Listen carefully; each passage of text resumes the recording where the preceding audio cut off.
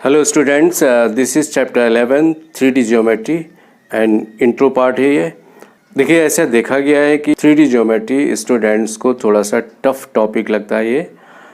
इसका रीज़न ये है कि स्टूडेंट्स इसमें इमेजिनेशन नहीं कर पाते हैं।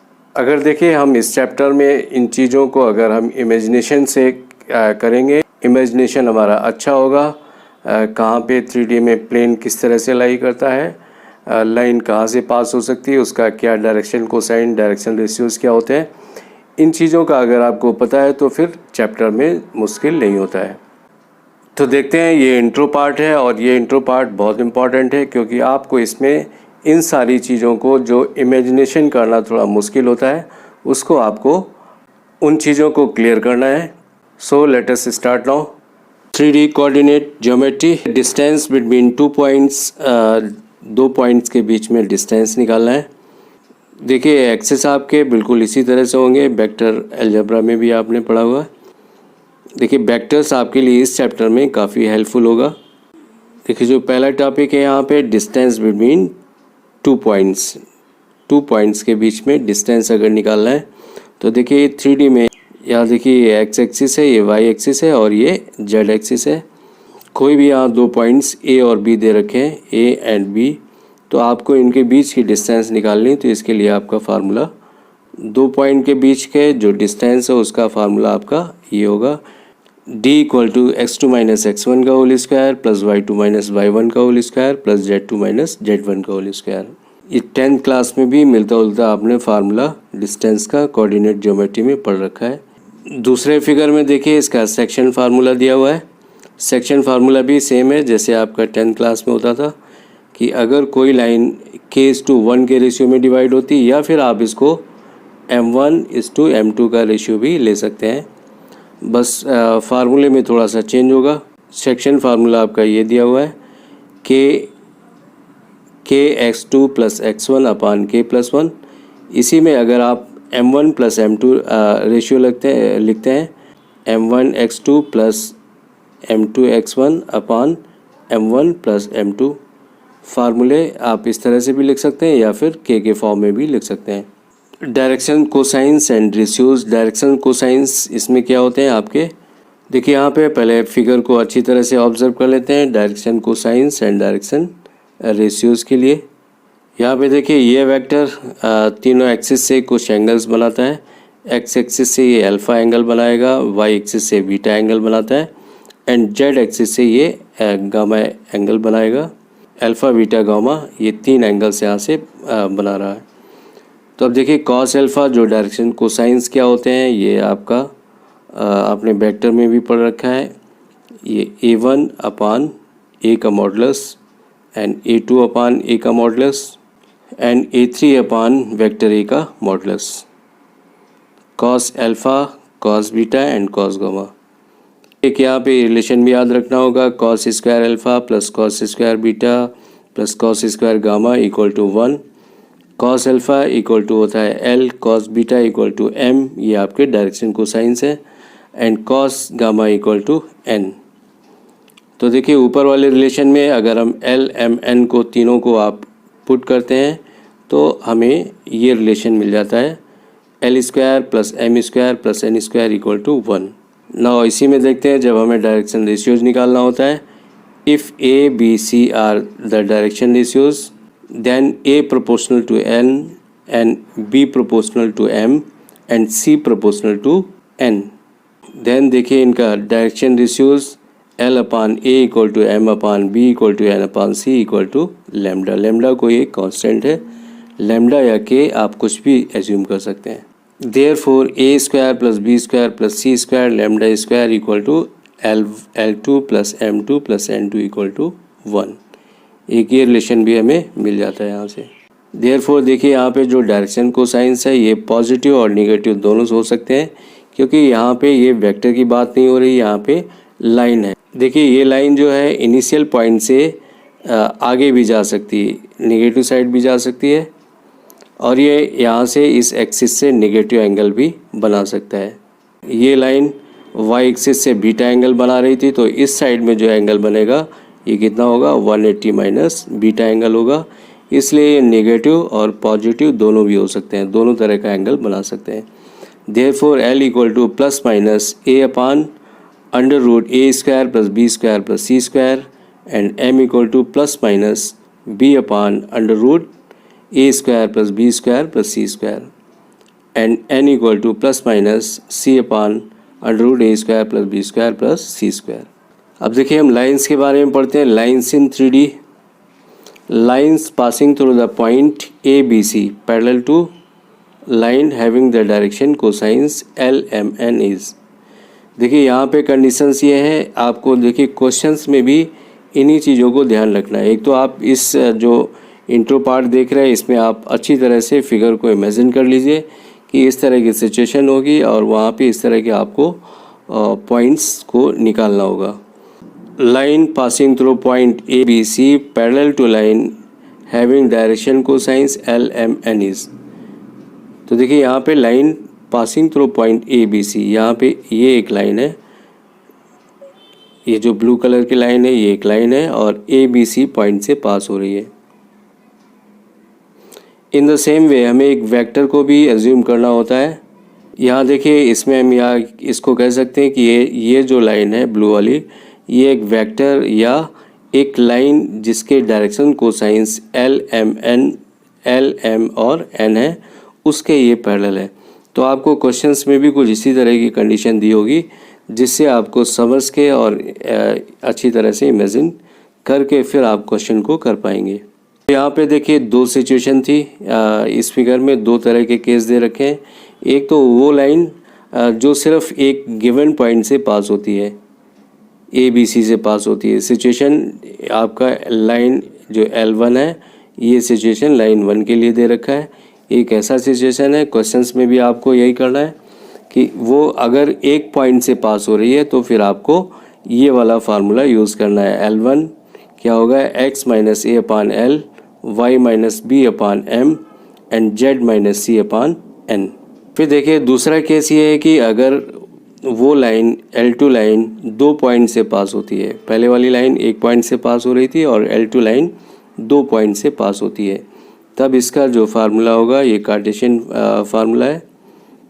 तब इसका फार्मूला क्या होगा, L2 equal to X minus x1 upon x2 minus x1, y minus y1 upon y2 minus y1 and z equal to z minus z1 upon z2 minus z1।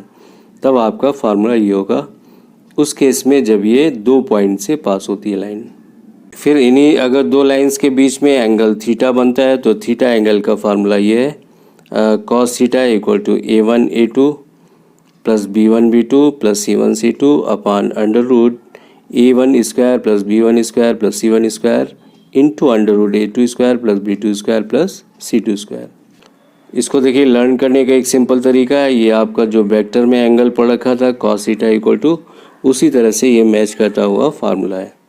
अब देखिए इसी में केसेस है, अगर दोनों लाइन एक दूसरे पे परपेंडिकुलर है then theta equal to 90 degree.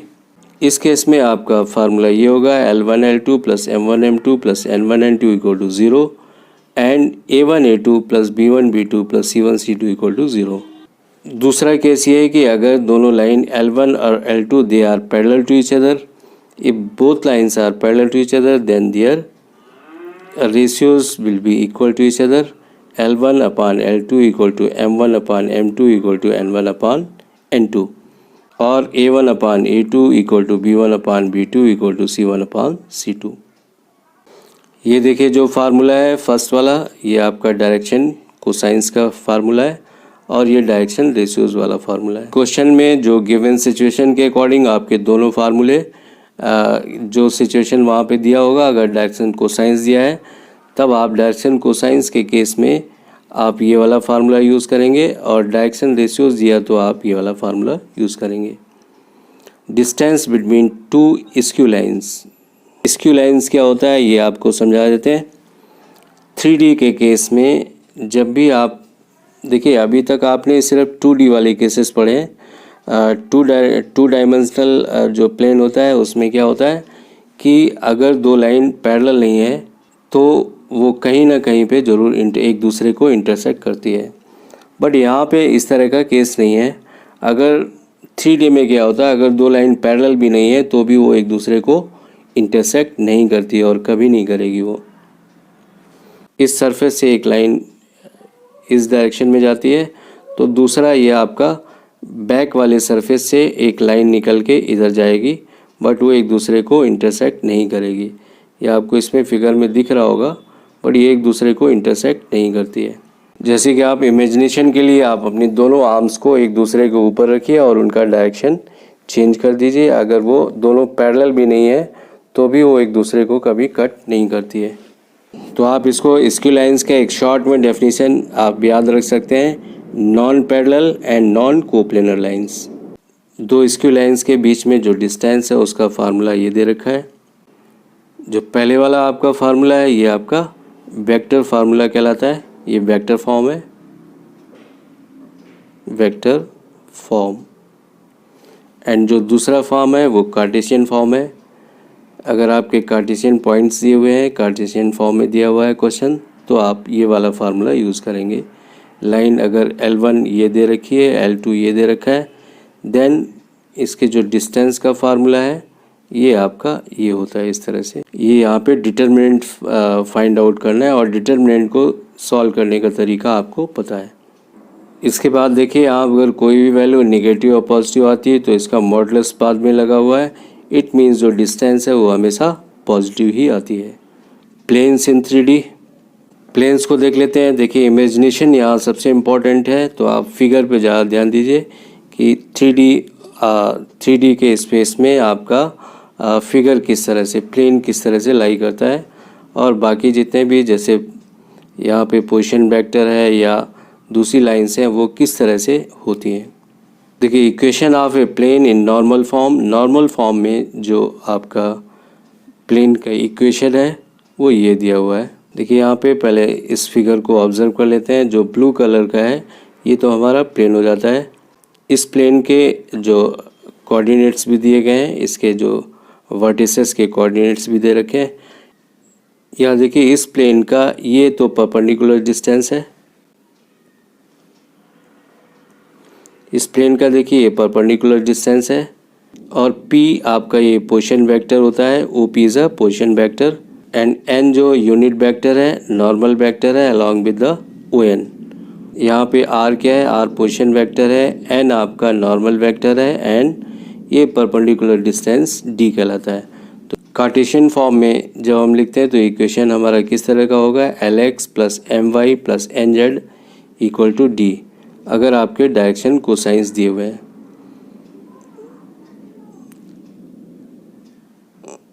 अगर जो नॉर्मल वेक्टर है उसके डायरेक्शन कोसाइंस दे रखे हैं तो हमें इक्वेशन का फार्मूला ये लगाना है।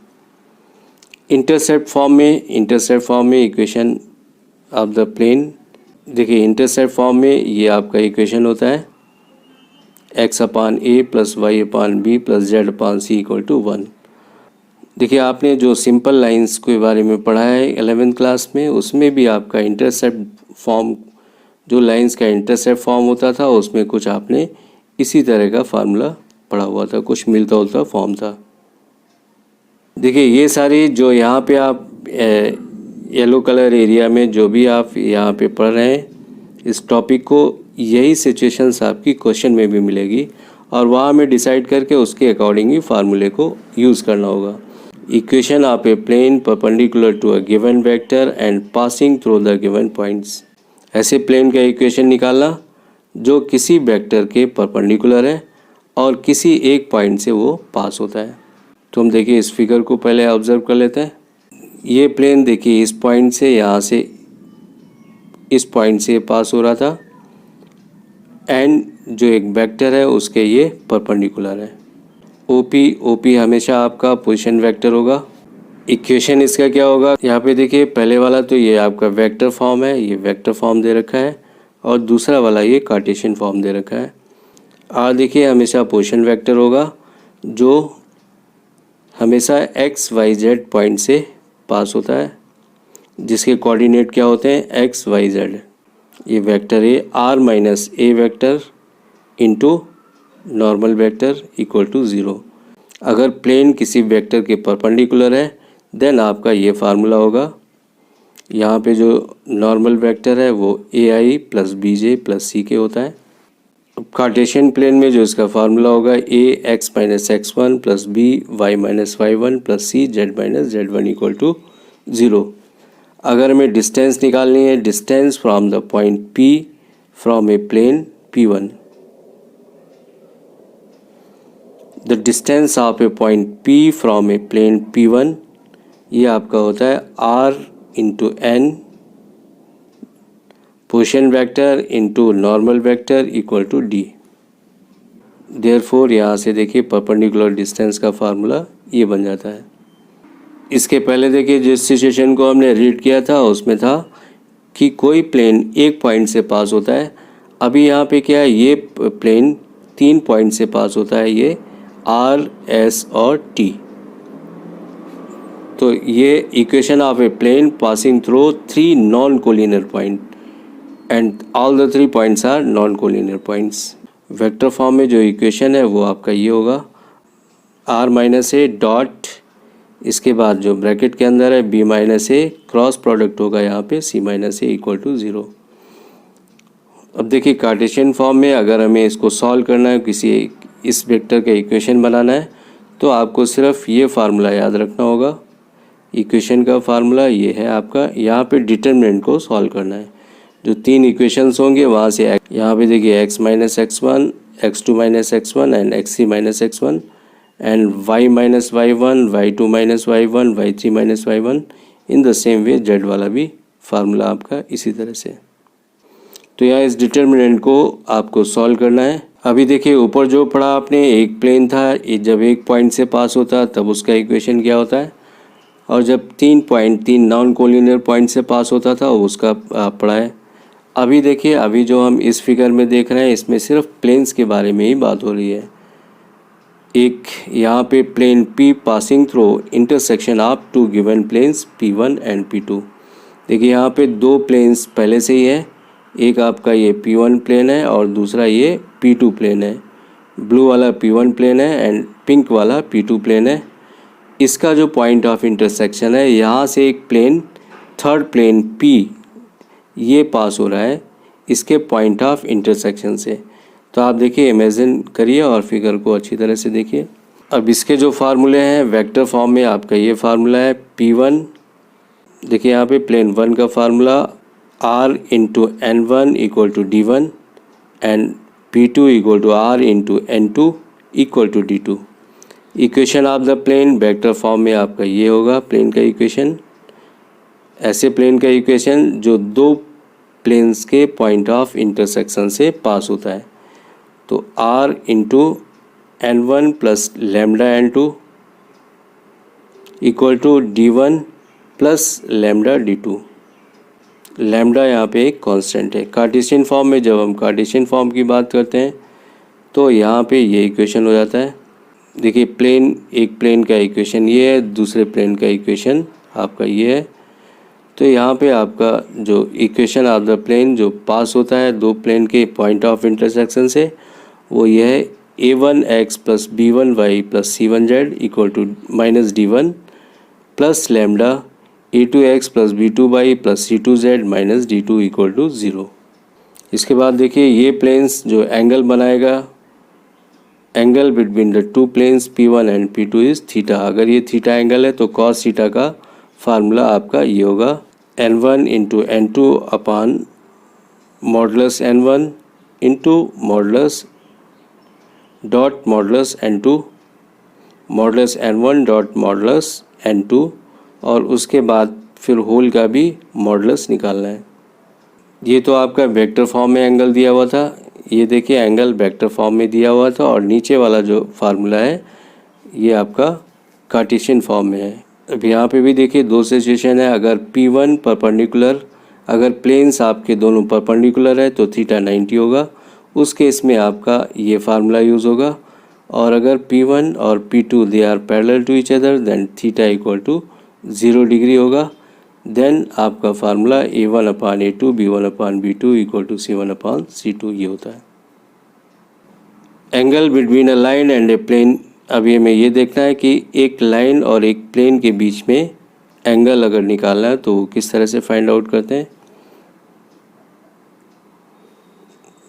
यहाँ देखिए ये प्लेन है और ये एक लाइन है, इसके बीच का एंगल हमें किस तरह से फाइंड आउट करना है। देखिए लाइन का इक्वेशन क्या होगा, r equal to A plus lambda B, and plane का इक्वेशन क्या होगा, r dot n equal to D. Therefore cos theta का फार्मूला आपका दिया हुआ है, b dot n upon b का मॉडुलस डॉट n का मॉडुलस और फिर होल मॉडुलस। अब देखिए दूसरे फिगर में हमें अगर दो लाइंस की कोप्लेनरिटी को चेक करना है। कोप्लेनरिटी को कैसे चेक करेंगे, यहाँ पे देखिए L1 and L2 are coplanar. Then देखिए कोप्लेनरिटी को चेक करने के लिए आपका A2 माइनस A1 डॉट आपका यहाँ पे B1 क्रॉस B2, और B1 क्रॉस B2 आपको ऐसे ही निकालना है जैसे आपने वेक्टर में आप डिटरमिनेंट वाले फार्मूले से करते थे, उसी तरह से यहाँ फाइंड आउट करना है। आई थिंक आपको प्लेन लाइंस प्लेन इन 3D, इसमें आपको इमेजिनेशन आपने कर लिया होगा कुछ। जो सिचुएशन होती है आप सिचुएशन के अकॉर्डिंग ही क्वेश्चन को रीड करेंगे और क्वेश्चन की सिचुएशन को भी इन्हीं फिगर से इमेजिन करना है और फिर एक करेक्ट फार्मूले को यूज़ करना है, तब आपका ये क्वेश्चन हो जाएगा। थोड़ी सी प्रैक्टिस करनी पड़ेगी क्योंकि इसमें बहुत डिफरेंट तरह के फार्मूले हैं और डिफरेंट सिचुएशन में वो चेंज होते हैं। My today's topic is over now. Next class में आपसे फिर से मिलेंगे, तब तक के लिए thank you, have a nice day.